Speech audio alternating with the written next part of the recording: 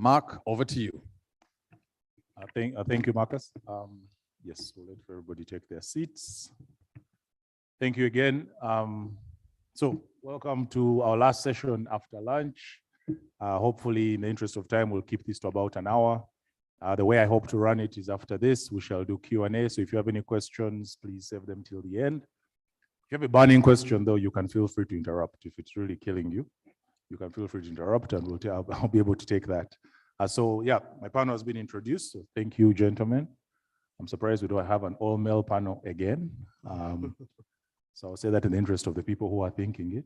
But either way, we shall move forward. So we've had a lot of discussion this morning about agro-industrialization, what needs to happen, what's not happening. The panel in the morning was speaking about why it's important. I think to crown this out, what's important is what do we need to do? What exactly should we do from going forward? The session by Paul Turner from the World Bank, I actually liked his session because he was very specific to ask the World Bank, this is what we see and this is what we're doing. So to my panelists, I have a commitment I ask of you, which is number one. Let's hope that when we finish this, everybody has a full understanding of what needs to be done. There's been a lot of discussion about agrofinancing in Uganda, East Africa. We all know the statistics. We all know the challenges.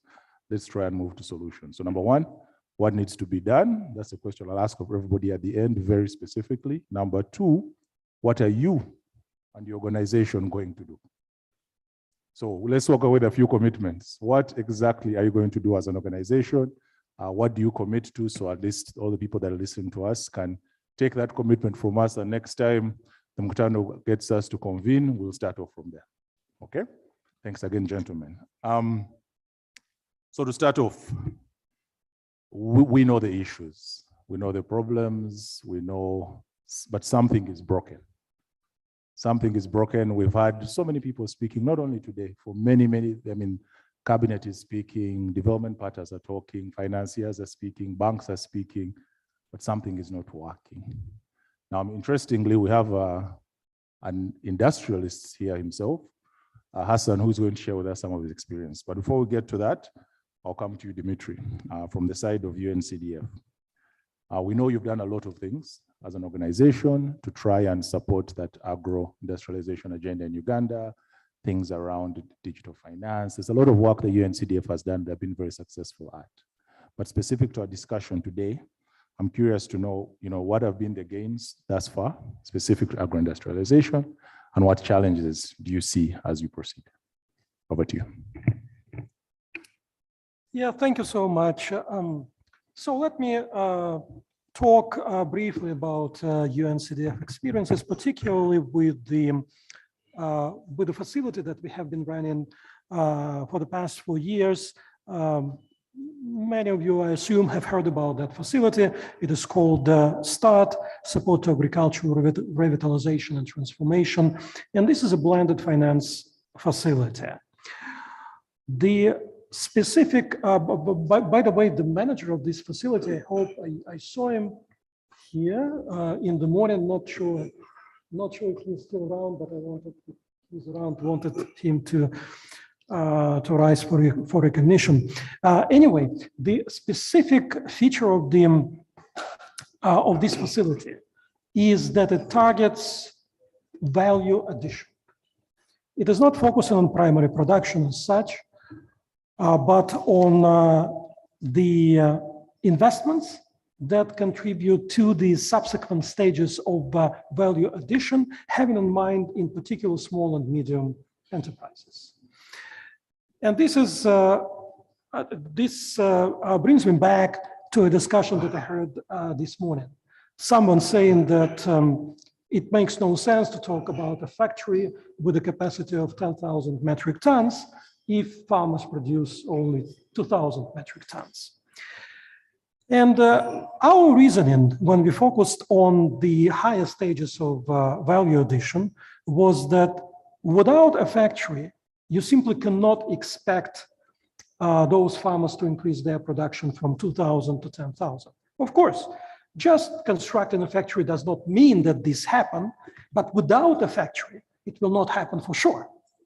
So to unlock the potential of primary production, you also need to have in place the industrial component of the agricultural sector in place. What we have discovered, and I'm sure my colleagues from ABI Finance share the same experiences, is the need for substantive technical assistance in project development, project preparation, and project structuring. It is this area that significantly impacts the access of particularly small and medium agribusinesses to affordable finance. It is not so much finance per se. You know, very often you can hear that people don't have enough money, they cannot get access to finance.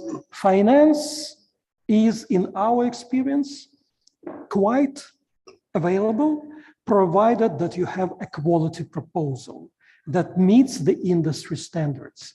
But given that most of entrepreneurs in Uganda, particularly from small and medium enterprises, are very unsophisticated. And as we all know, the business management practices and the governance structures leaves one to desire a lot.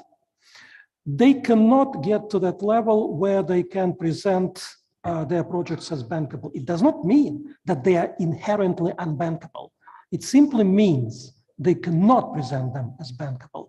And addressing that particular area is a huge step towards facilitating their access to finance. Thank you. Dimitri, I want to build on that question, which is, you say one of the challenges is we don't have bankable projects in the context of the technical support to write them the right way. Do you think there's an opportunity for us to contextualize those requirements? Your point was they don't meet quality standards or financing standards. But we do know there are businesses here which work, right? We see them every day, we interface with them every day. Is there the opportunity? And I'm using an example from somebody I know who applied to the ACF at Bank of Uganda, and they're extremely frustrated with the requirements. But meanwhile, if you went on the ground and saw their business, the business is working. Now, should we be working with the entrepreneur to meet BOU standards, or should BOU relax their standards to meet the entrepreneur, or is the solution halfway from your view? Well, I think it's not either or. You need to address both sides of this challenge. Again, in our experience, once you start, I have prepared some slides, but I'm not going to show them, that summarizes three main solutions to better access to finance for agro-industrialization. And the first solution is that the financial institution needs to develop a better understanding of the agricultural sector and agro-industrialization.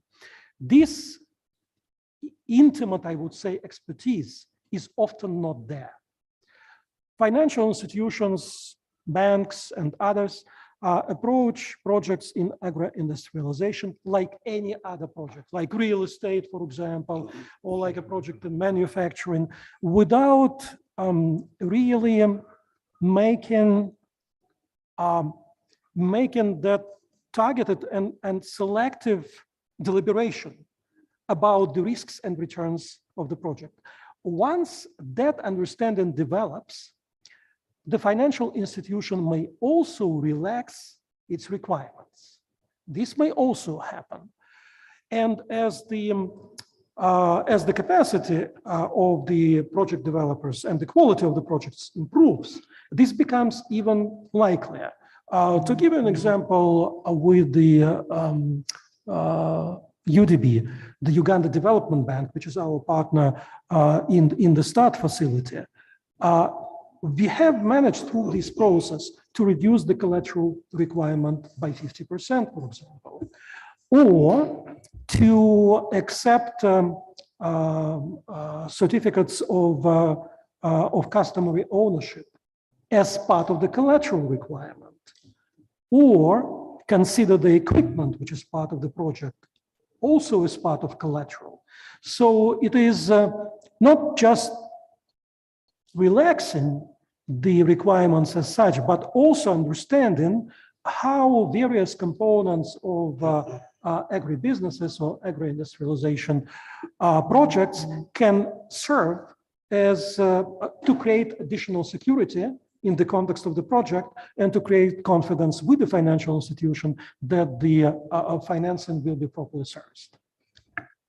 Thank you. I think that information is not getting out there in terms of the difference in requirements, because when you sit in such forum, people love to hate on the banks and say they're too tough and all this. So maybe people don't know, potential seekers of finance don't know. Joseph, I'll jump to you. Abby has been very instrumental in sort of transforming the agribusiness space and supporting them. So there's a lot of innovations clearly you've come up with, some of which maybe he has talked about, but would like to hear some more from you on how you've sort of worked around this problem to the extent that you're able to provide financing and support organizations that otherwise would not be touched by others, and how you've been able to make that successful. Thank you. Thank you very much, Chair. To begin with, I want to give a little bit of background on what ABI Finance does in the financing to try and solve the financing gap. A lot of times, I'm speaking about the conventions that we have. We realize that there's a financing gap, and it is true. There are challenges for smallholders, especially smallholder farmers. Even, by the way, the middle and large agribusinesses have challenges accessing finance. So there's a gap. A lot of times in Uganda, you find that the available facilities are short-term in nature. Why? The financial institutions that provide them are risk averse. They think that 2 years, 3 years is enough time for them to manage the risk within. So that creates a mismatch in the financing industry. Why? Agro-industrialization does not need short-term financing. You realize that most of the industries or entrepreneurs in that space want long-term patient capital, which the financial institutions currently do not provide. If they do, you must actually go through a sieve and another sieve to be able to get financing in there. Now, what ABI does or did at that time is to realize that if there is this gap, how do we plug it? One of those ones was, again, ABI Finance is not licensed to do retail lending. So through Apex bodies and financial institutions, we extend credit for own lending to the particular value chain that we want to unlock. And one of those is long-term financing. That is basically looking at least 5 years and 10 years to do CapEx financing and try and bridge that gap. Yes, because the financing goes through financial institutions and other financial services providers, there is a criteria they have to go through, even because that one between ABI Finance and the financial institution, we can't influence. The credit process is the credit process. However, we have a bit of assurance that because that money is allocated for that particular product, it should be going to unlock that blocked pipe there. We see a lot, even if I can speak about the smallholder farmers. The smallholder farmers, who are mostly our target, a lot of them are affected from the start. They have a problem from the start. Which is that problem? The land tenure system in Uganda does not support. There are 10 children who belong to this father who is deceased, and all of them had to share 1 acre of land. Which 1 acre of land is Chibanja. Chibanja is not titled land. And no financial institution can lend against that small piece of land, because the recovery of their facility will be the hardest to do. So already they are hindered from the start. So financial institutions don't see them as any area that they can actually go to. Now, realizing that, ABI Finance comes and says, okay, there's a risk for you financial institutions going as far as lending to this Chibanja holder because he doesn't have sufficient collateral. So because there's a risk, What would you want us to do to de-risk that area? And here comes the product of the guarantee. If we can cover you 50%, 70%, can you make a few strides to that area? Or yes, and we then agree, and then we provide that guarantee to make sure that we de-risk that area of smallholder farmers who would initially not access financing, but with the cover that we provide, then financing can be availed. Along the time we've been doing this, we have actually realized, and if bankers are here, they can correct me if I'm wrong, that the perceived risk of NPLs within that area before you start is so high. And what happens in reality is that these smallholder farmers actually pay. If you provide for 50% of your portfolio going bad because you're lending to this risky segment of people, eventually turns out that these smallholder farmers pay. Because first of all, they're within a society where each one of them is known, and failure for them to pay means that everyone in society will know that so-and-so is being taken under because of failure. So it even kind of touches the pride of people. So they actually pay. So along the way, we realize that that product works, and the risk that is perceived to be there is actually not that high. So we are happy that that segment of smallholder farmers is unlocked.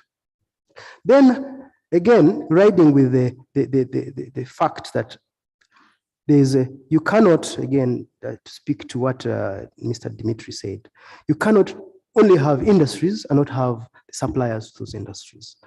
When you're looking at finance, you cannot provide long-term financing to do CapEx and then leave the gap for short-term, because an industry will be built, but because they don't have short-term working capital to buy input into the industry, again, there will be a mismatch there. So a blend of long-term and short-term is required. So how do you do that? You provide products that solve the problem of long-term, at the same time providing a product that solves the problem of short-term, such that this industrialist will have his capital expenditures in place, build his factory, but still can access some financing to buy produce that will go through the factory. Otherwise, if you solve one side and the other side is limping, the aim is actually not going to be achieved. I agree with you, Dimitri, for your submission 100%.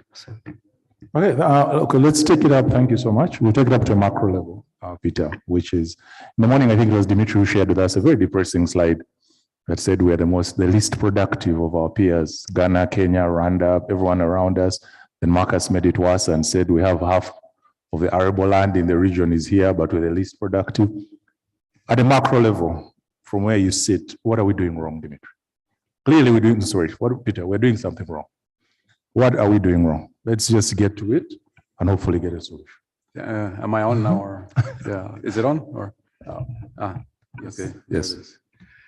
Well, that's a very big question, I think, for me to answer in this. Well, again, from your perspective and from the research you do at your organization. Well, I mean, what do you guys see?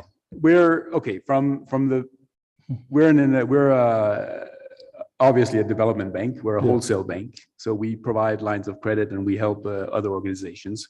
We've heard a lot of nice ideas and stories today about the problems and some of the good things that are being done. One of the things that I was missing in the discussion, before I come to your question, is we talked a lot about the farmer side. We didn't talk maybe so much about the agro industry as such. Perhaps we're going to hear more about that. But one thing that I really missed was the demand side and the marketing side. And I mean, at the end of the day, if you're going to brand your products or sell them, you really need to put a lot more effort into that. And I think that's not really coming out fully. And for you to do that, you, in my opinion, you need to firstly build your market here. You need to have Ugandans drink coffee, for example. If you want to sell your coffee abroad, Ugandans need to drink coffee. I mean, you need to develop the product here before you can develop it or send it out to the markets. Anyways, I don't want to get into that because I'm not an expert in it. Maybe I'm completely wrong, but my sense is that you need to do a lot more on the home front before you need to learn, so to speak. You need to learn your business. You need to learn the market before you can move abroad. But from our perspective, I mean, the points that Dimitri brought up this morning about low productivity in agriculture, I mean, I think that's really the main crux of the matter. And these good efforts and initiatives that are helping 1 million farmers, Abby, I think you said 1 million farmers. There were other examples of 500,000. But the fact is, we're 10 million farmers in this country, and we're not reaching everybody. So we need to, I guess, do even more. We need more money to do more. And perhaps one of the things that did come out on the coffee side was, in terms of what government is putting into agriculture, we're far from what should be done in terms of the Maputo Accord, which says 10% of the budget, where we're down at 2-3%. So I think that's one thing that needs to be done. Another thing that needs to be done is, again, we're coming back to access to finance. We can't really avoid it. I think Agritrust has been doing a lot of good things, and I know your sister organization also in Tanzania, which is doing similar work. But again, it's the broad. How can we broaden this to a bigger group of people? Because at the end of the day, we need to try to reach everybody. So things like perhaps digitization came up. I think that's an important area, and perhaps things like credit scoring. I mean, to strengthen credit scoring of potential borrowers. I mean, many people today, they have their digital phones and their smartphones. There's a lot of information going in there. Google is capturing a lot of that big data. So you can actually hone some of that data in and start developing credit scores for people, which in itself will allow them to go to banks. I think this is an area that you're very fond of. So I've actually had some nice discussions recently. So coming back to sort of what the ADB is doing, I mean, we're an infrastructure bank essentially, and we've actually just approved our country strategy for the next 5 years. And the main theme for us is infrastructure for industrialization. And we believe we need to do a lot more to industrialize the country. Agro-processing is, of course, a very important aspect, but as Dimitri was saying, productivity is low. So we need to find those areas like manufacturing, construction, what we call the industrial sectors. We need to move more people into some of those sectors. We need to move people into the higher value services areas. Because as long as you're reducing productivity as you're doing now, people are going to get poorer. At least the farmers are going to get poorer. So from our perspective, we're very much focused on trying to support the enablers of industrialization, and that means essentially roads, rail. Actually, rail I think, has a huge potential to reduce the cost. Another thing that was talked about, transport today. Transport on a truck costs about 17 to 19 cents per ton kilometer. On rail, you can bring that cost down to about 10, 11 cents per ton kilometer. So you can essentially have the cost of transport, and that's critical, especially when you want to bring your products all the way to Mombasa. But apart from that, roads, water is very important for obviously agricultural production, energy, and so forth. So we're essentially focusing on the enablers, if you will, and we've actually done quite a lot in terms of connecting rural markets with or production areas with rural markets, some of the government programs. We've done marketplaces, in fact, and we've done irrigation. So on the big scale, that's what we're doing on the infrastructure side. And we've also been working with banks. As a wholesale bank, we don't really engage that much with the private sector in that sense, but we do it through local intermediaries. So we do lines of credit and otherwise. Uganda Development Bank is one of our partners as well. So that's the approach that we take as a development bank. Thank you. Maybe the challenge is there, right? Because there's not a lot of room for the private sector to play at the level of infrastructure you play at. But the government is also only allocating to. Is there somebody from Ministry of Finance here? We have an extra seat. They can explain to us why the money doesn't get channeled where it should get channeled according to their code, right? But we have an entrepreneur here. Hassan, I want to jump to you. You have faced these challenges, but you've also been successful at some of the solutions. So 2 questions. It's a 2-part question. Number 1, if you can share some of your experience with what you've built thus far, but also how you've worked around some of the structural problems around accessing finance for your business. No, thank you very much, Mark. I am Hassan Alwi. I am a director at Pearl Rice Uganda Limited. Pearl Rice is a local company here in Uganda, in Eastern Uganda. And our model is slightly different. We work with outgrowers as well as have a nucleus farm.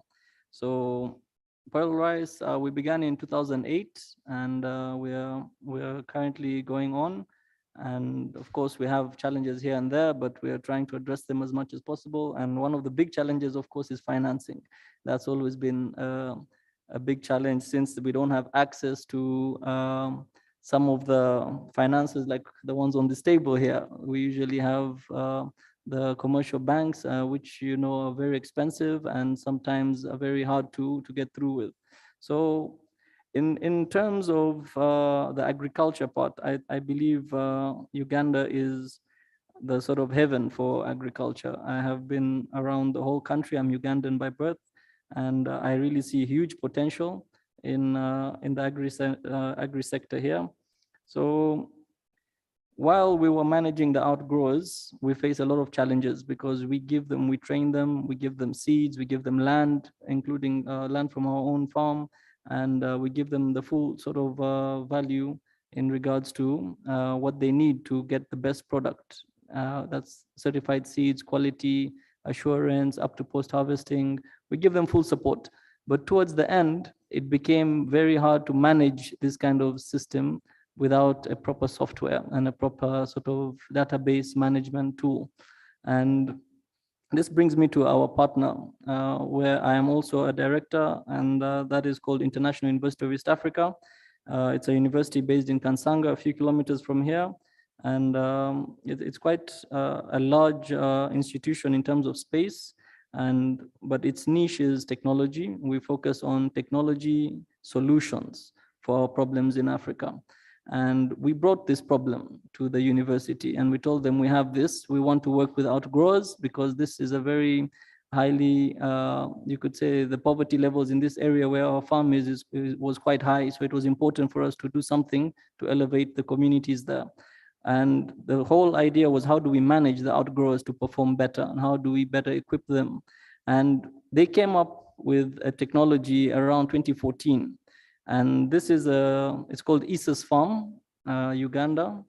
We have a few ISIS farms now because we registered it in South Africa, and we brought it to Uganda, and we've secured, it's a USSD platform. We have secured *222# with UCC.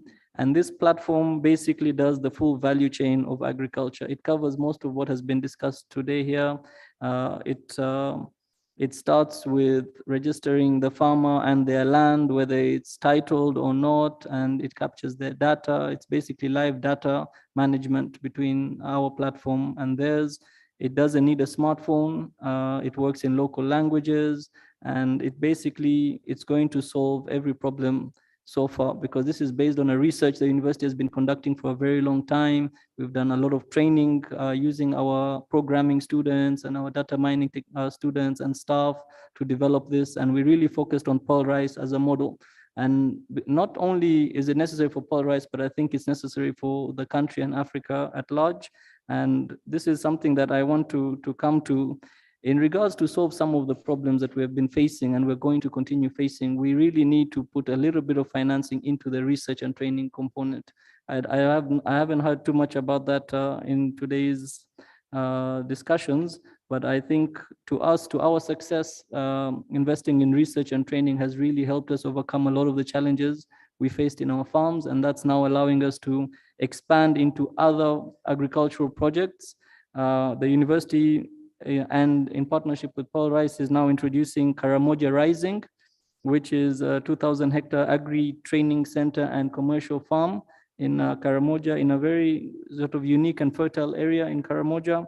And of course, they are going to focus on smart agricultural, smart farming. They're going to focus on organic farming, herbal medicine, which is something Uganda is taking serious, and I believe everyone should look into this. And of course, outgrow a scheme, because we want to keep training the locals and at the same time equipping them with a platform, because they might not own the land. So you can give them land, give them support, seeds, teach them how to do it. So even when they move on, they're able to do it by themselves. I think this is something that can really uplift the communities. And of course, water and energy solutions are key for agriculture as well. You can't do processing without energy, and you can't do agriculture without water. So these are the kind of researches and focuses we're doing, and these are practical sort of situations that we're involved with. Right now, we are looking also in a large way at the export market, and the institution has decided to go and do a partnership with the Kingdom in Hoima, because the second international airport is being developed in Hoima, and Hoima is very fertile as well. And of course, this is all under our Bachelor's of Science in Agricultural Science. And our Department of Agriculture is slightly different to the traditional one. It's under Faculty of Science and Technology. So it's basically technology in agriculture. I believe this is the future, and it covers agri-processing, it covers the full value chain of agriculture, the value addition. And we believe we can actually start producing these machines for processing locally in Uganda, because we are using innovations, we're using research, and of course, we're working a lot with international partners as well. We have established some good partnerships with other institutions that have interest in seeing growth in the same sector we're discussing today. So basically, I want to just touch a little bit more on ISA's farm, and I want to maybe mention just a few things that it can help when it comes to funding. ISA's farm is able to give you data on the farmers. It's able to give you a sort of clear picture of who is farming what, as per their geographic location, as per their age, as per their sex, whether male or female. So this, I believe, can give the financiers a lot more understanding as to what is on the ground, because usually what is on the ground is very different from what we are seeing up here. And of course, smallholder farmers, as you mentioned, Joseph, they do require a lot of support because they are the majority. And my brother Peter here mentioned 10 million, but I believe in Uganda, we are a lot more than 10 million smallholder farmers. I would estimate over 20 million based on what is on ground. But their main challenge, of course, has been funding and training. Of course, we want them to produce, but they don't know how to produce. They don't have access to good seeds. They don't have access to tractors. You know, I believe maybe 3% of the farmers can actually access tractors. And a lot of them don't want to go into bush clearing and all that because it's manual labor, it's intensive, you know.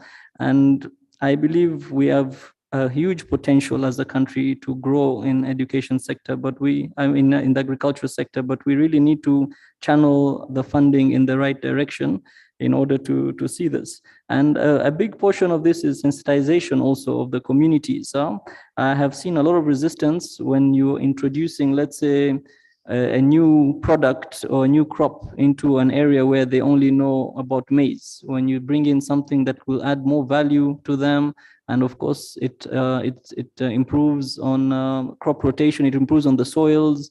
So once you bring this you get a bit of resistance, but I think they need to be sensitized and they need to understand that to get better produce, there is a lot they need to learn in order to achieve.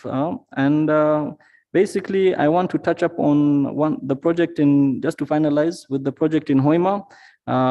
We are intending to develop an agro-industrial park where we want to use ESA's farm, because ESA's farm, it supplies the local market as well as the industrial market and the export market. And local, we're talking about rural and urban markets. We want to link the farmers to these platforms.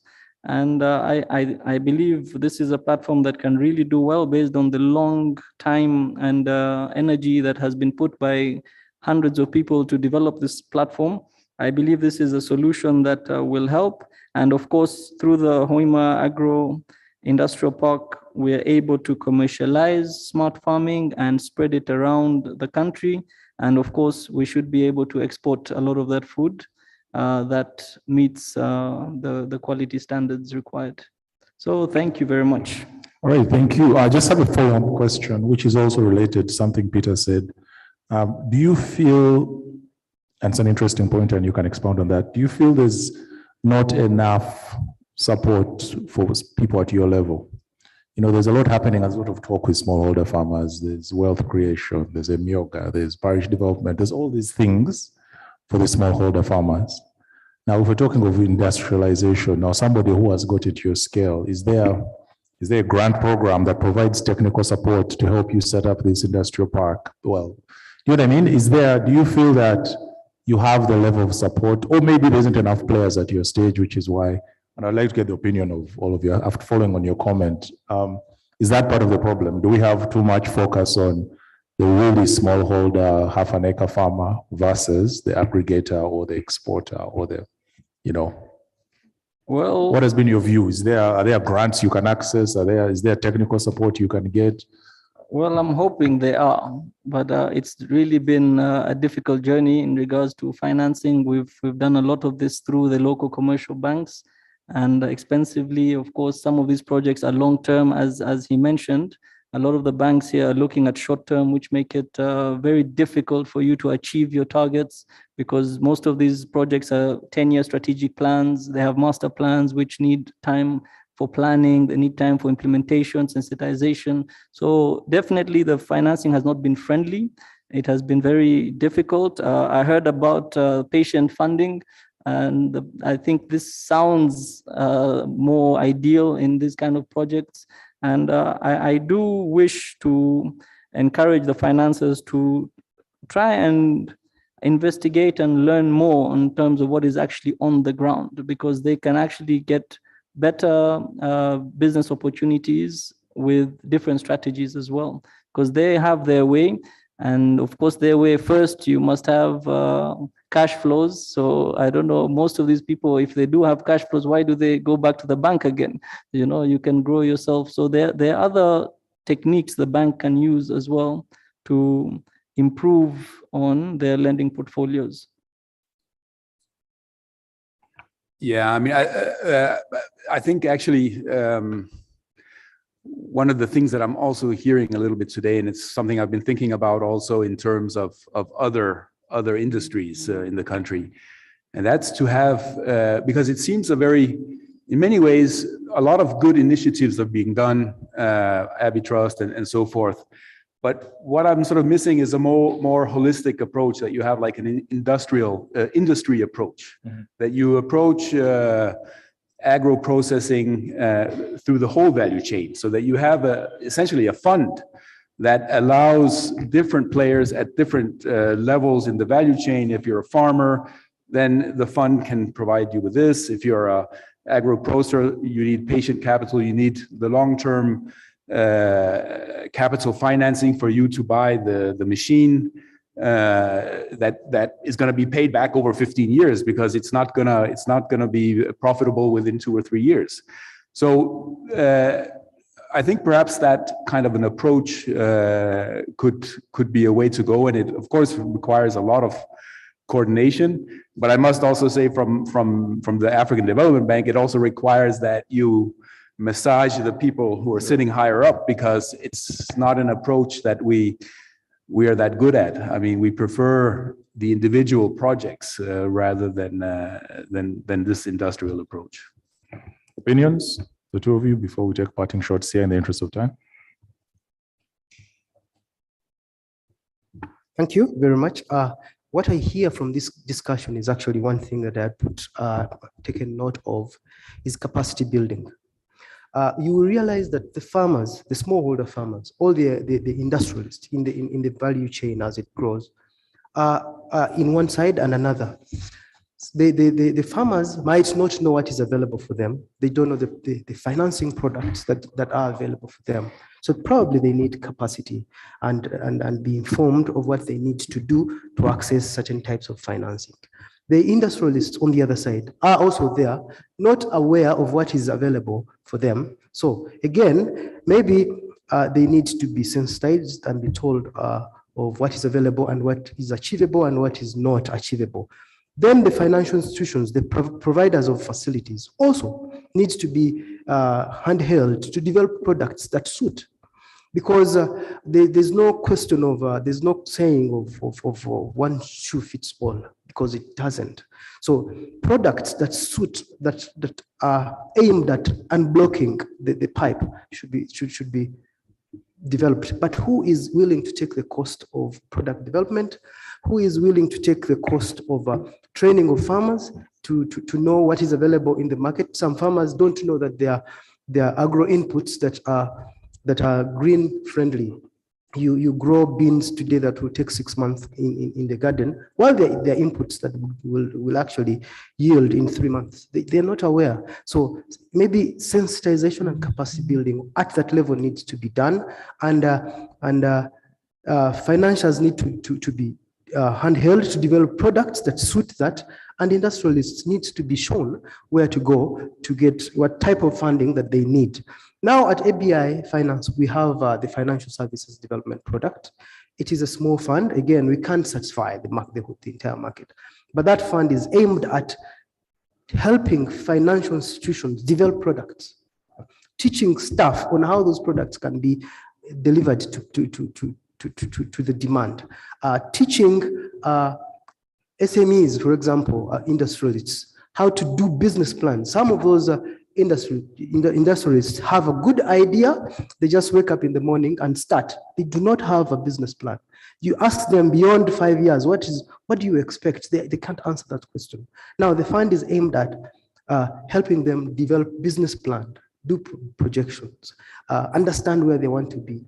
If you understand where you want to be, then you will know which type of financing you will want. Because we find ourselves in a situation where a lot of those industrialists will go for the short-term financing for long-term projects. And along the way, they choke on the financing and they fail, they can't do their repayments, and then they are collapsing on their toes. So basically, capacity building is key. And it's not we can't point to African Development Bank, we can't point to Uganda Development Bank, we cannot point to ABI, but I mean, all of us need to come together, understand the problem, including the regulators, because in that industry, Bank of Uganda is there. I know they have a facility, SCF. They understand the challenges that they have gotten implementing that. They are fully aware. So I am sure they will be happy to join the party. The Bankers Association on the other side is there to try and help level the ground for every player to have equity and in the same industry. And the players like us coming together to work on a capacity building is a thing that actually creates a universe, a future for all of us. Thank you. Thank you. Any comments from your side? Yeah, thank you so much. I agree with colleagues that agro-industrialization by nature sits on both sides of the field. It belongs to agriculture, but it also belongs to industry. And of course, there are many other aspects in there that need to be taken into account, and Peter has mentioned marketing. It immediately reminded me, of course, you all know the BUBU motto, but I've seen, I believe this morning or probably the other day, I've seen a variation on this. So it should actually read BUBU, which means that before you buy Ugandan to build Uganda, you need to brand Uganda. So it's not just boo-boo, it's boo-boo-boo. So it's becoming even more complex. But thinking about that complexity, I would, and I mentioned in the beginning, that focus is essential. So in that sense, I agree with Peter that we probably need a dedicated facility that would address the challenge of agro-industrialization. If the government of Uganda seriously believes that this is one of the priorities, that this needs to be addressed, then it also needs to be treated seriously. The facilities like the ACF, for example, they are good. But ACF works, as you know, with participating banks. So it's ultimately up to those participating banks to decide whether they want and to what extent they want to support various projects in agro-industrialization and what are exactly the products that they're supporting with. So setting up a dedicated facility is one thing to ensure the focus. And second, a lot has been said about capacity building. I agree. But we also need to build the capacity of financiers to understand agro-industrialization projects. Because as I said in the beginning, they treat these projects the same way as other projects, and they don't really understand, in many cases, they don't understand what really makes agro-industrial projects acceptable from the perspective of risk. And you know, I'm sometimes amazed by Ugandans. Every Ugandan has a family in the village. Almost every Ugandan is involved in agriculture on the side. I'm not sure if you are doing any agriculture on the side. So the credit officers sitting there in the bank, in principle, understand what makes a good project and what makes a bad project. But when they put on their head as credit officers, not as common Ugandans, but as credit officers, then they immediately qualify that project as non-bankable because of all the shortcomings that we have discussed. So working with the financiers, ensuring more patient capital. The reason behind the quick capital that is used at the moment is that they simply don't feel comfortable with crediting such projects for longer periods of time because they're not sure about how the debt will be serviced. So once that confidence is created in financiers through better capacity development, we can expect that the situation will improve. But this requires an effort on the part of all of us. And an effort from the side of government. I mean, they need to including really the government. put a lot more money into this sector, I think, if they really want to pick it up. I mean, they need to be part investors, I think, in some, I mean, as a sleeping partner, but putting in some risk capital, and that's what a government can do. Okay, thank you for your comments. Marcus, do we have time for a few questions before I close the panel? Just looking at the time. Yes, we do actually. We have about 6 minutes. We can do Q&A. I'll pass the microphone around. I think let's ask the question. If the question is addressed to you, write it down your answer so that we finish the question, then answer at once. And as you're asking the question, please, your name and where you're from. Thank you.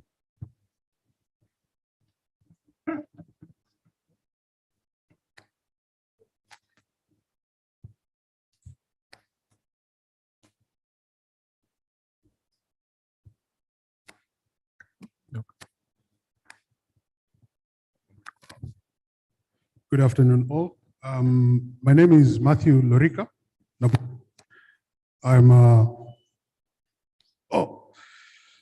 name is Matthew Lorika Naburi. I'm a farmer in Karamoja. And the journey has been involving no financing at all from any banks. We face a lot of challenges, and we have to stand up to a wide variety of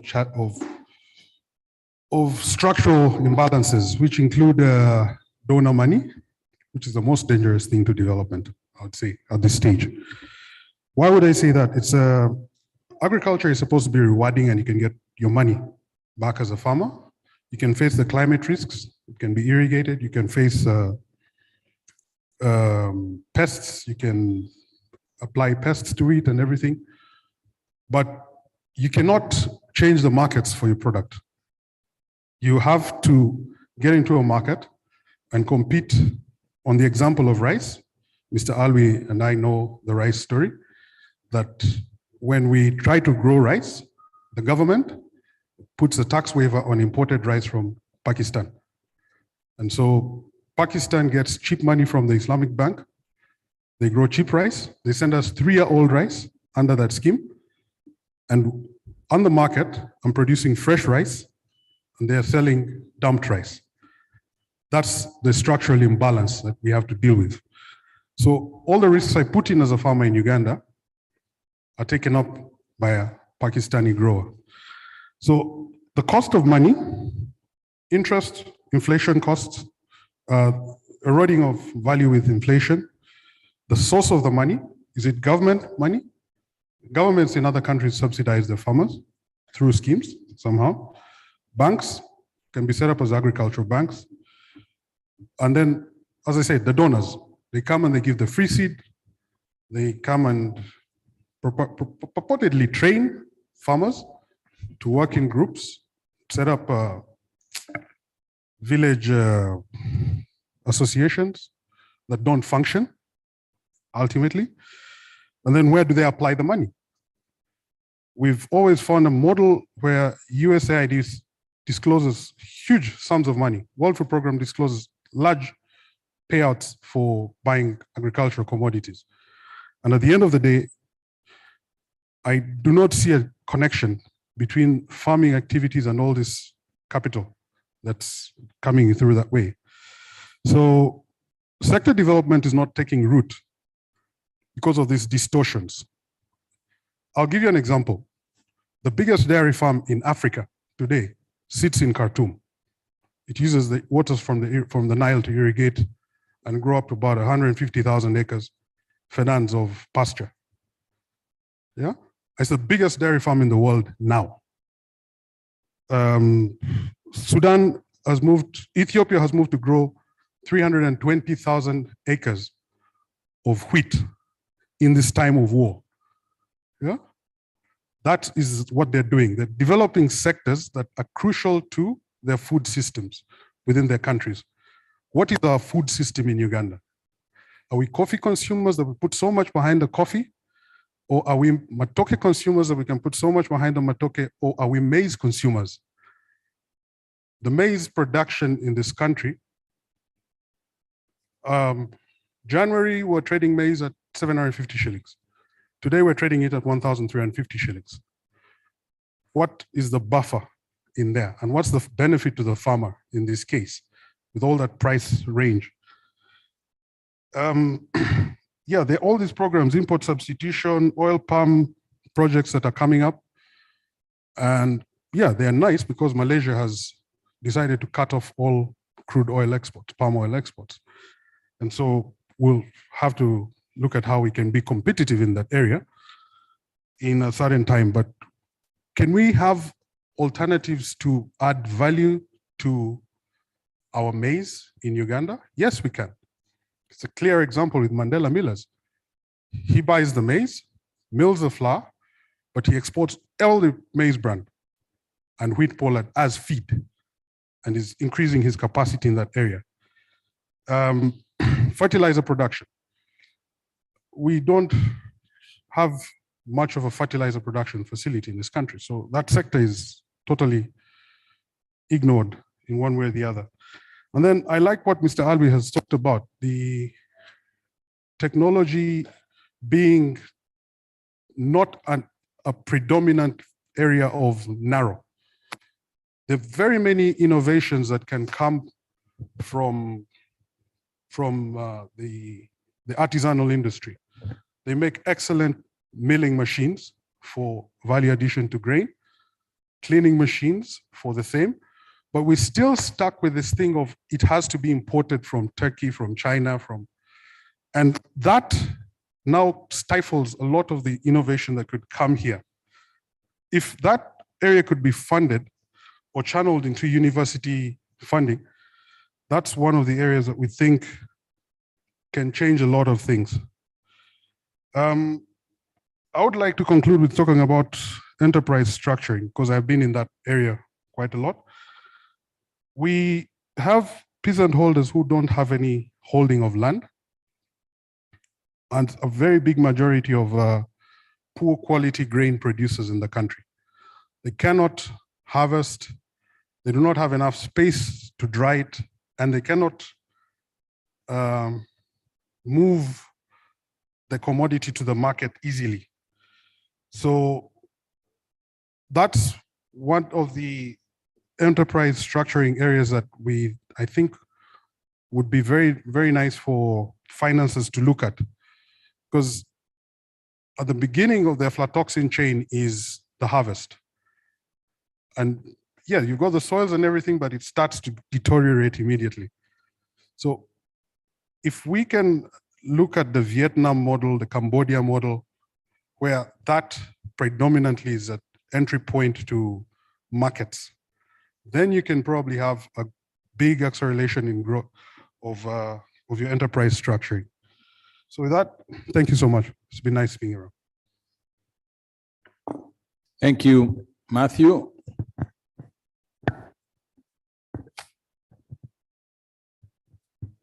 There are two hands of, okay, there's one there, then one there, and then two over here.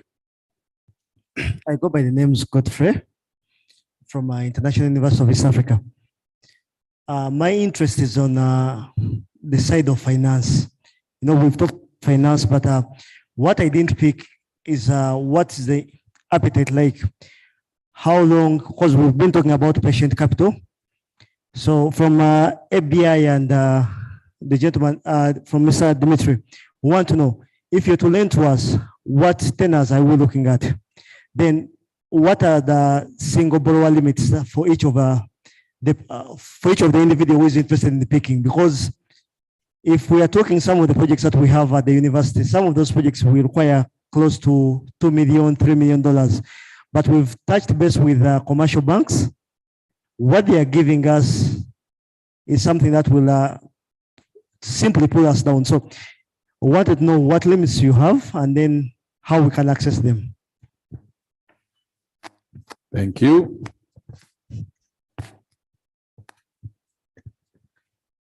Yeah, my name is Robert. I have an interest in finance as well. I have two very quick questions. One goes to the presenter from the discussant from Pearl Rice. You talk about your software system. When it comes to issues of data protection, what are you doing for the smallholder farmers? Because that's extremely important, and who owns that data?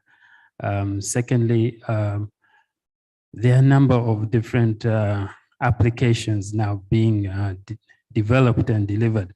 So what makes yours more unique than many of those? Then to the presenter from the World Bank, Peter, from the African Development Bank, Peter, there are different perspectives about the contribution of agriculture, the contribution to agriculture. Some may say that the sector allocations that go to energy, that go to roads, that go to bridges, also contribute to agriculture, even education and health. So what do you have to say about that? Thank you, Robert. Two very clear questions to Peter and Hassan. There are two gentlemen over here.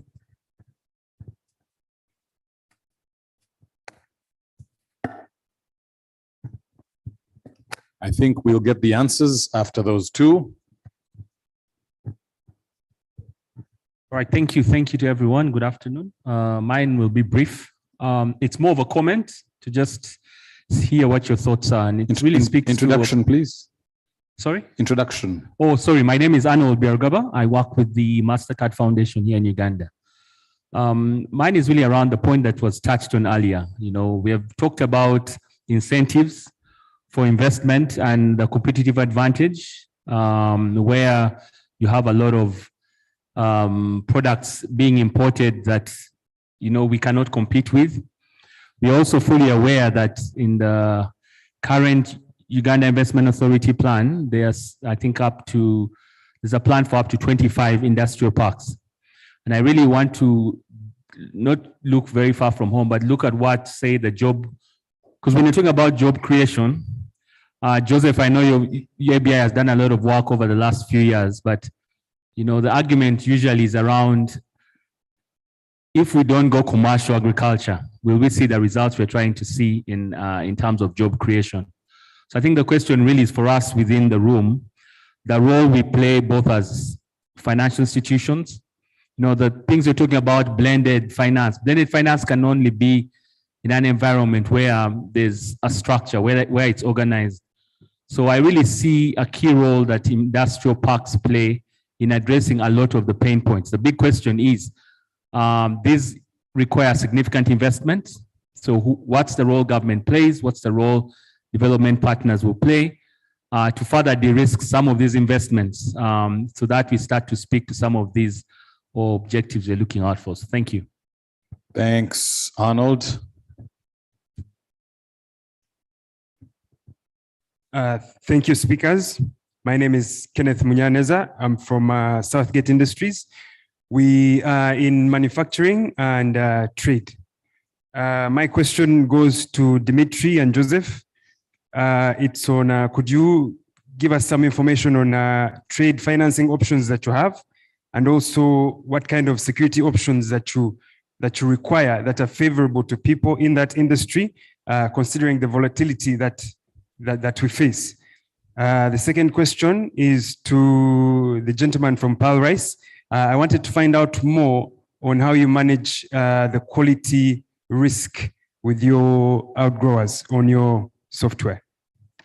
Thank you very much, Kenneth. So as you get ready with those answers, I thought I would add to Arnold's point. I don't know if you listened to His Excellency's speech, I think it was Tuesday or Monday, and he gave some numbers about how agriculture can single-handedly solve our economic challenges in this country. And he gave some numbers. He says, and I don't know if they're true, but he's the president, so they must be. 9 million families we have in this country.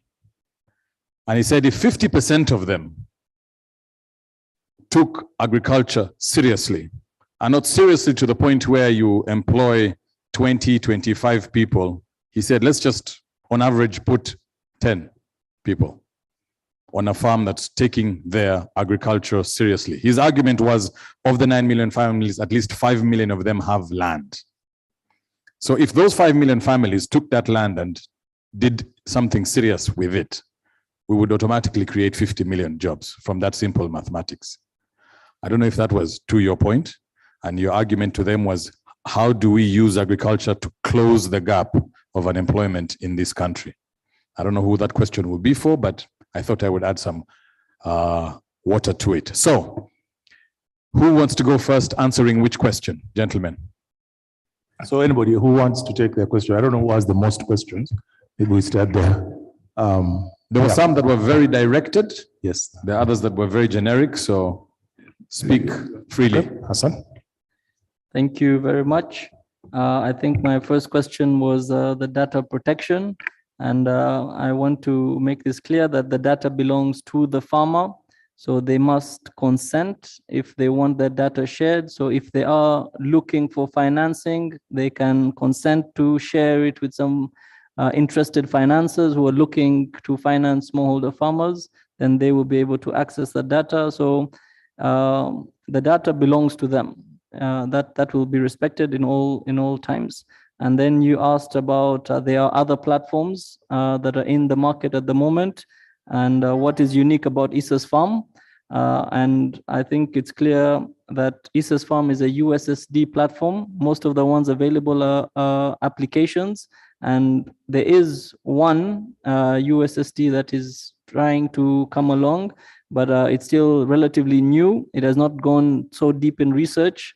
And innovations like ISAS has. So what the summary would be, ISAS is what they all have plus a lot more.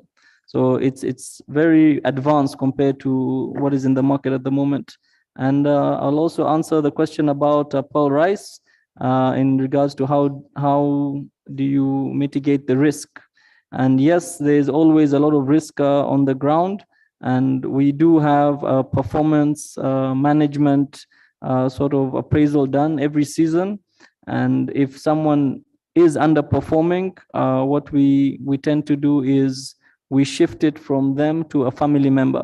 So we keep the farm within the family, but we try to see that we point out where they're going wrong, whether it's theft, whether it's mismanagement. So we try to identify the problem and of course solve it for them there and then. Thank you. Peter? Yeah, I think the first question, I mean, the simple answer is, again, it comes back to government support, all of those things that you mentioned.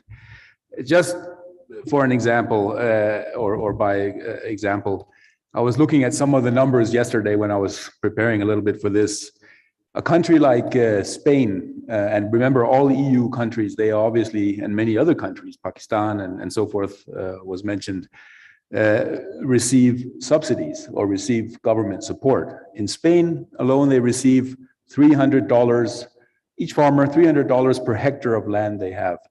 And this is just in hand, just for you to have. Then there's all the other support mechanisms that come on top, like extension work and so forth. And I think that's really key. I mean, if we're going to do more for agriculture, government needs to put more money in. We need to expand extension work. I think that's one of the key areas. And then all of the other problems we've discussed, there's a multitude of them, and it's a question of prioritizing. There was another question about the contribution. I wasn't really sure what the question was, but I mean, I guess, yeah, you could say that if you do a road, we're not just benefiting agriculture, we're benefiting various things. I mean, anybody who moves on that road benefits from it. And so essentially transport or infrastructure is seen as an enabler for all sorts of industries and also agriculture. But we do actually do specific things with government. For example, the KIPE program, I can't remember what the acronym stands for, but it's essentially road building in rural areas, linking rural markets with rural production areas with markets. So there's a number of specific things that we're doing as well. So yeah, thanks. Well, there were questions about the START facility, which I mentioned in the beginning. The unique feature of the START facility is that this is a tripartite partnership between the Private Sector Foundation of Uganda, Uganda Development Bank, and UNCDF. I'm mentioning this because you can find detailed information about that facility on the websites of all three partners. The facility at the moment is being recapitalized. It operates through calls for proposals. We hope that we will be able to issue the next call for proposals later this year.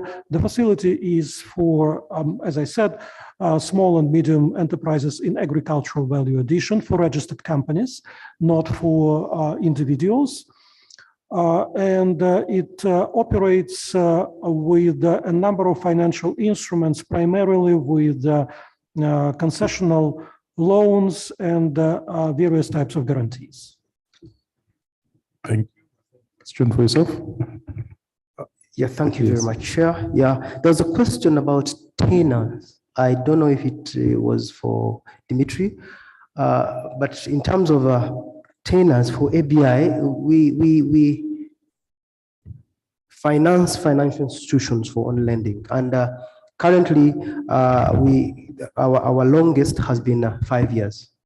5 years. However, with the new developments in the financing world, we're looking at long-term financing. New development meaning smart agriculture, green smart agriculture, facilities that we have set aside to do through financial institutions will go up to, we're planning and we know we have approvals, will go up to at least 10 years. Single borrower limits, because we finance financial institutions now, for the individual will depend on your project and its projection. Is when you can hit as much as you can from the appraisals the financial institutions will do. How to access? Basically, you go through financial institutions and then you access those funds. In terms of trade finance options, I don't know if that also came to ABI Finance. What I can say is the product we have for that is the portable guarantee, which means that you get appraised by a financial institution to match the portable guarantee. The portable guarantee means that the financial institution, after appraising you, will send you to ABI for approval. The approval will be that ABI Finance will write a portable guarantee. This portable guarantee is basically, we will guarantee you up to 50% if you can't make good of your facility. We'll give you that guarantee and you shop around for any financial institution that can give you the facility you want to access. That one, I think, is a product that can work hand in hand with trade financing options that are available, but it's not cash, but it's a guarantee cover that you get from ABI. I hope I have answered that. Maybe what I can say is that we have all looked within the banking options. There are many other options that are non-bank that actually ABI has intentionally decided to push through in beginning with the next year. And those ones include private equity, mezzanine financing, and subordinated debt. The intention here is to put money with the especially fund managers to actually extend to especially industrialists equity options. Most industrialists or most entrepreneurs look at their businesses as their babies. They don't want to give up anything completely. And yes, we understand it is a pain, but if you are looking at long-term financing and financing solutions, the bank might not ultimately be the heaven. Partners that come and bring capital, equity into you for a period of 10, 15, 20 years can be very good options. Yes, they can come with a lot of professionalism that they'll put onto you, oversight and management decision influences. But yes, by the time they exit from your investment, they have left you better and in a place to run on your own. Yes, there are challenges there. In Uganda, we know exit strategies can be challenges for those private equity funds, but a pre-arranged agreement with them can solve or smoothen the exit strategies. And I know ABI is putting money aside to support private equity investments, subordinated debt, and mezzanine financing going forward. That will take us away a bit from relying on the commercial banks or banking for solutions that are long-term. Again, the intention here is to create patient capital solutions for agro-industrialization. I know also there's an agenda of green financing coming up seriously on the agendas of so many, especially development partners. And here, ABI has intentionally created green finance funds, which will be available very soon. And these are actually going to be done the same way we do our usual lines of credits, but these are going to be intentionally green. Our guarantees are going to be intentionally green guarantees. Why? Because and again, these are going to be blended with financial services development and BDS. Why? Because financial institutions don't want to take on the burden of product development and research for the new products that are looking to greening. Therefore, ABI is saying, we will do the business development services for you. We will support product development. We will educate your staff to deliver these financial services. And then we will create the facility, which is a line of credit that is intentionally long-term to basically go for these projects, green projects. And where the financial institutions still think there's a bit of risk, we will guarantee up to about 70-30%. Those are outlooks that ABI is looking out to, and in the near term, this year, next year. Thank I you. hope that helps. Any comments here? Yeah, I As we just close out? wanted to add that a development of the institutional financing infrastructure is, of course, an important task. Equity has been mentioned here. We have been working with the Ministry of Finance on Uganda capital markets deepening so that we can expand the opportunities for both equity and debt finance. Of course, this is relevant for larger and more mature businesses, we know it. But in principle, the task of improving liquidity and trading of the stock exchange and upgrading the regulation that would allow companies to better access capital markets is also one of the contributions to improving agro-industrialization financing. Thank you. So, Yep, I think that's it. yes, so thank you again. I intended to get commitments, but I think we picked them up from the discussion. So back to you, Marcus. Thank you. Thank you, Mark, and your entire team. Just two last comments from our online audience. I don't think none of these is a question, it's just a comment really. From Martin Fowler, he says it is not the proportion of the public sector funding or the actual amount of funds allocated to the agriculture sector that matters. And he says, according to the Maputo declarations, 10%. The key is how that money is spent, its effectiveness.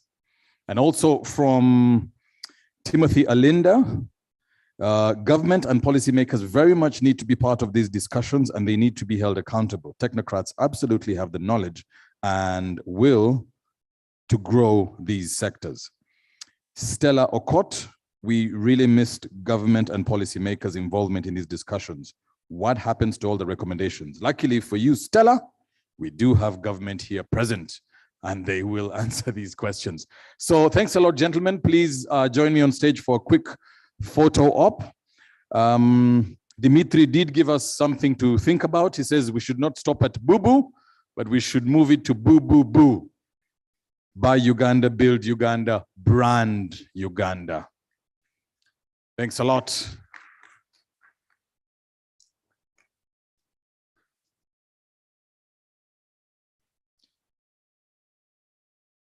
Director Stephen, please join them for the photo.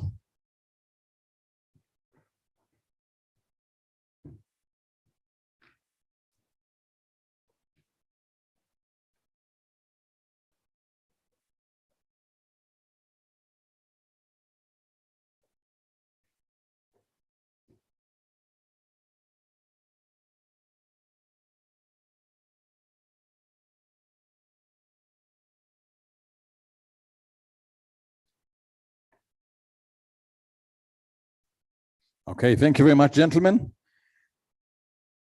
I would now like to call our curator, Mr. David Ofunji, to take the honors of inviting our chief guest to do his closing remarks.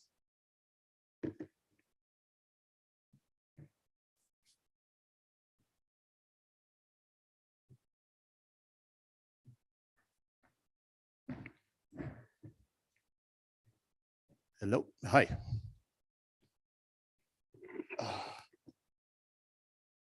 It is the graveyard shift, but we're almost there. We had originally had the coffee panel scheduled for the afternoon in the hope that there was some psychological effect in terms of keeping people awake, but I must say that the finance panel was energetic enough, and I thank you, Mark, and your esteemed panelists for a very well debated topic, and certainly we're going to take these conclusions or your recommendations further. I want to address two things. One, I'm a proud feminist, and by design we have always had a gender balance in our panels. We had a few cancellations quite late due to people having personal reasons. It's for that reason that we've sort of been unfavorably tilted on the male side. Manuals are not a thing that we do at the Mkutano, and my apologies for that. We will make an effort to adjust that going forward. I also want to, when Arnold was making his, when he made a comment, when he turned around looking for bankers in the room, we looked around and couldn't see any. And I think, whilst there was some online, I think the cliche in our economy is specific to relating finance to bankers or commercial banks. Yet the spectrum of funding goes way beyond that. Dimitri alluded to that in his closing remarks about the capital markets and private equity entities. I know that there was someone around from the East Africa Venture Capital Association in the building. We had representatives from private equity. I see Arnold from MasterCard Foundation that's doing interesting interventions in terms of providing innovation finance through High Innovator at NSSF. There's some other projects with Innovation Village, and you do have interest in the ag space through intermediaries. So we need to think of banking as just one component of the finance spectrum that allows us to really take this industrialization agenda forward. Honorable Minister, before you came, we did have an introduction, and I had to explain why we were incorporating the logo Uganda at 60 for this year's Mkutano. As you know, this year in October, we'll be celebrating 60 years of independence. And I'll vault back to some of the things we learned in primary school about the symbols of our independence. The flag that I guess I remember it was Honorable Ibinjira who did the flag. Ike Musazi, the national anthem. But if we focus on the coat of arms, I'm not sure anyone here knows who designed the coat of arms. But that's not the issue. It's what's on the coat of arms. Coat of arms celebrates the economic template that we had at the time. And by and large, it hasn't changed much. We talk about our water, our sun, our fertile soil. And on the left, I think it's on the left or the right, we have cotton seed and coffee. That's what we inherited. And we have to think 60 years into the future, if we're redesigning our coat of arms, would we have those raw materials as the symbols of our economy? I think the conversation today has decidedly accepted that there's something that needs to be done around value addition. There's the rice that Mr. Alui is doing across the country. There's people doing it in fish. My part of the country apparently has very good coffee in West Nile, in Nebi. What is our boo-boo-boo strategy that redesigns everything, not just our strategies, but our symbols? And I leave this to the gathered here to interrogate us and ask us for answers when we reconvene here on the basis of the content that you've shared. And it's not our job to come up with these ideas. Like I always say, we're the curators, not the artists. So with that, Honorable Minister, I would like you to allow me to just give a few round of thanks to a few individuals or institutions. First of all, I'd like to thank our partners, and I will mention them, and I expect a hand clap behind every one of them. I think UNCDF deserves a huge round of applause. They've been with us for a while. ABI, you're welcome to the Mkutano family. ABI Finance, please accept our gratitude. The National Social Security Fund, another partner of ours. Stanbic Bank, it can be Stanbic Bank. Please, thank you for your support. UCDA, Laura, I believe you're still in the building. There's a team here. Thank you so much for all the work you put in. The Food and Agriculture Organization of the United Nations, another United Nations arm, thank you so much for your support. And last but not least, the incredible company called Mandalis Energy that has taken up half the section there at the back. Please give everyone a wave. Thank you so much for your support. I have not done this before, but I have to express a lot of gratitude for our team starting with the program director, Marcus, who is also a coffee entrepreneur, doing interesting things in value addition. So he was not just managing the program, he was taking notes. We have Jonathan Adengo, who is our head of media and PR. He's at the back there, very diligent. There's Angel and her team of ushers somewhere. There's Angel. Erica, I guarantee you no one has seen Erica because she's been hidden behind screens in the booth, making sure the tech is on form. There's other people that I can't mention right now. There's a graphic designer who's probably sleeping as we talk. He hasn't slept much. And then obviously service providers, Phenon, Mestil, there's printers, everything else that are in this ecosystem. And then last but not least, I think the biggest round of applause should be for you, the delegates who have honored our invitation and contributed so wisely. Thank you so much for this. And with that, it's my singular honor and pleasure to welcome you, Honorable Minister, to react to what has been shared with you and close today's Mkutano. Perhaps tell us the way forward and close the Mkutano. Please, a round of applause for the Honorable Minister. Thank you.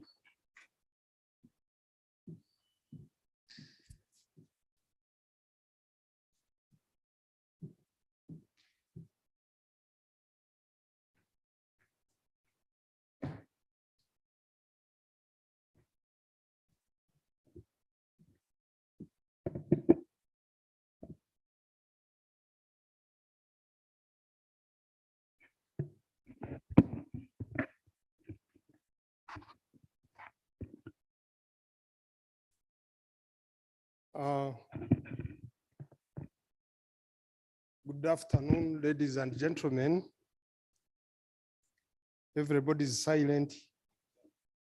And you can imagine that this time, definitely, time is not our ally. I'm Stephen Tibejuka Biantwale, the Director Crop Resources at the Ministry of Agriculture, Animal Industry and Fisheries. I register apologies from the Honorable Minister, Honorable Frank Tumwebaze, who is not able to be here with you. He would have loved to be here, but he is on other commitments, engagements outside the country, and also apologies from the Permanent Secretary, who is equally not available on other commitments. The FAO country representative, UNCDF director, the African Development Bank team. I've seen my old friend and senior colleague, Mr. Asaf Nwajira. I'm glad to see you, sir. Thanks for coming. My colleague, the MD UCDA, I don't know whether he's still around, could have stepped out. I saw a colleague from MAIF, Madam Connie, and the other colleagues who could be around, and I have not seen them. Distinguished panelists, participants. I saw one of our heroes, the farmer from somewhere. We are sincerely grateful, ladies and gentlemen. It is with really a lot of pleasure to be here today when the practicing stakeholders are sharing experiences. We are very, very grateful to Mkutano, Agribusiness Mkutano Company. I hope Mkutano Company for making this possible today to discuss issues that are related to the agro-industrial agenda. And it is in this same engagement where we have had panelists who have helped us to tease out issues that need attention. And the attention is not only to the public sector, but to all the players that are in the agro-industrialization agenda.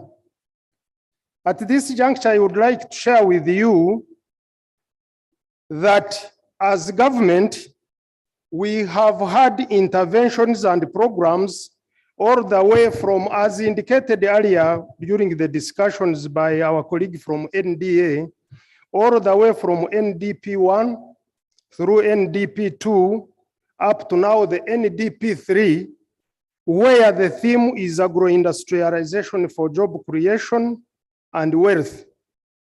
And as Minister of Agriculture, we have a program where we are taking lead, which is program 1, that is looking at production, storage, agro-processing, and all that relates to that.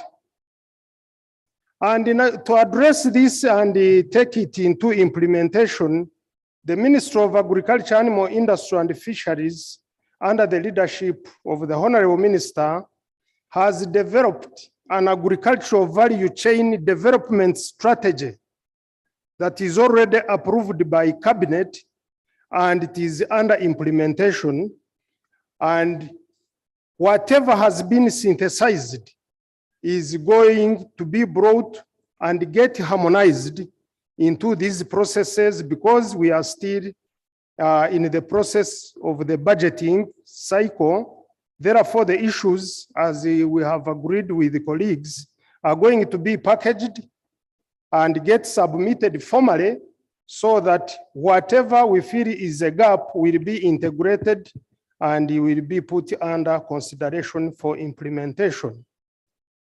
Under this agricultural value chain development strategy, we have a triad, and this triad has those 3 anchors.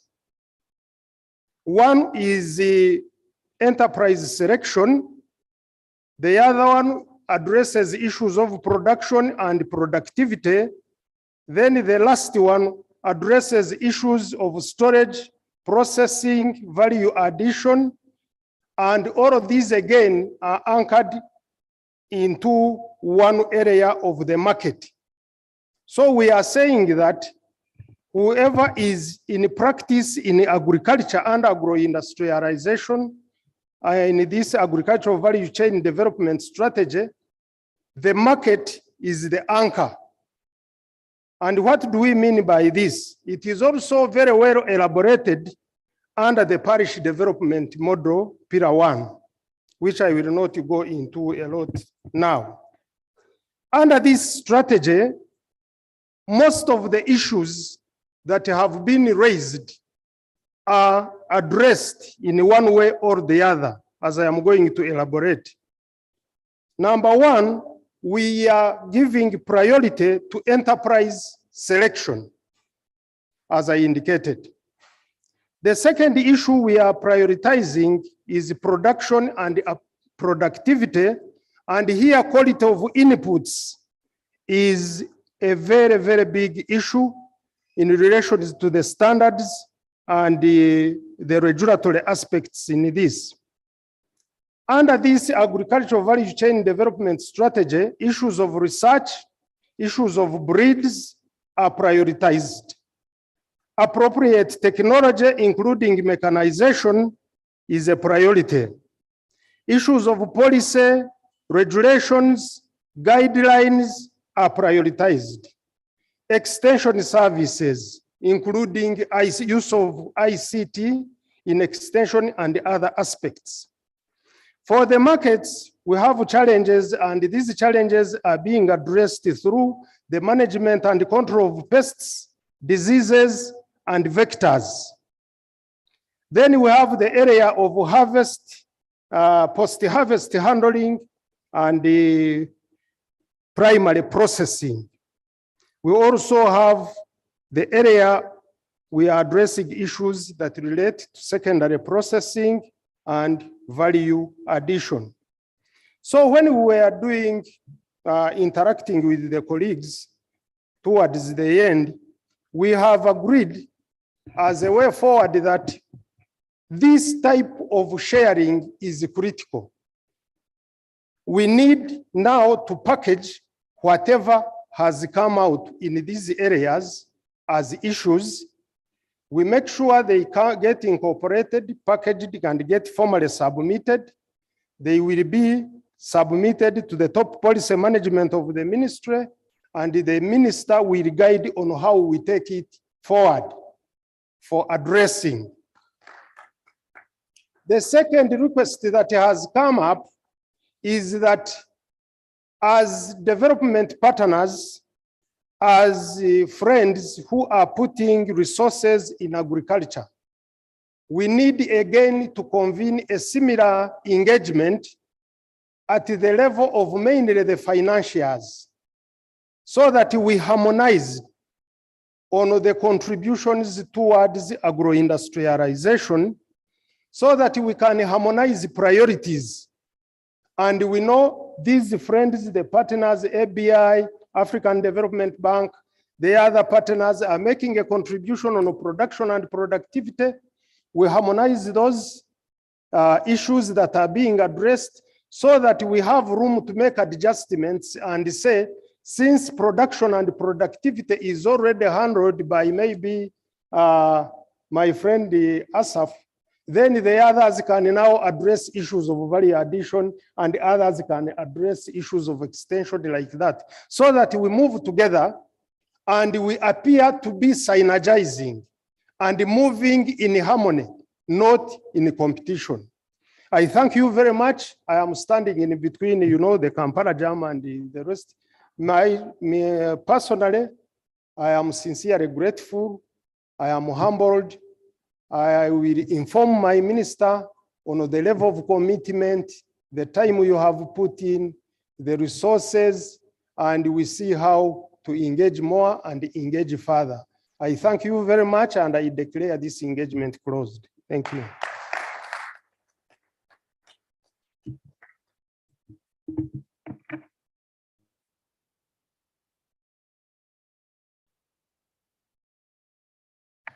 Thank you very much, Director Stephen. Thank you so much, all of you, for your time. Remember, we have tea and coffee again outside, so use this chance right now to ask questions directed to people that you could not get a chance to do that. Exchange cards, connections, and let's network. This is what this coffee session is about. Let's use it wisely. Thank you so much. Have a great evening. See you at the next Mkutano.